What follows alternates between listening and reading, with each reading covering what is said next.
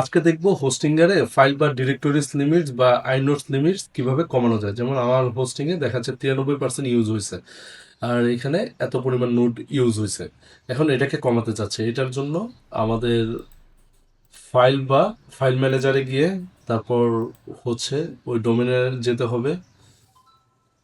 যেমন আমার ডোমেনে দেখা যাচ্ছে অনেকগুলো সাব ডোমেন বা অনেক ফাইল ক্রিয়েট করা আছে। এখন সেটার জন্য আমাকে কন্ট্রোল এ দিয়ে সব সিলেক্ট করে আমি যদি এই ডিস্ক ইউজেস এটাকে সিলেক্ট করি, তাইলে আমি কি পরিমাণ ডিস্ক ইউজ হয়েছে, কত কিলোবাইট কত নোড ইউজ হয়েছে সেগুলো আমরা ইজিলি দেখতে পারবো।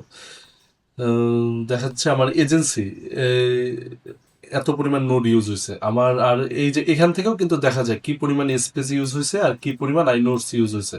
এখন যদি আমরা এজেন্সির 10,609 নোট আই নোটটা ইউজ হয়েছে, এখন চাচ্ছি আমরা এটাকে ডিলিট করে দিতে, তাইলেই দেখা যাবে আমাদের আই নোটটা খালি হয়ে যাবে।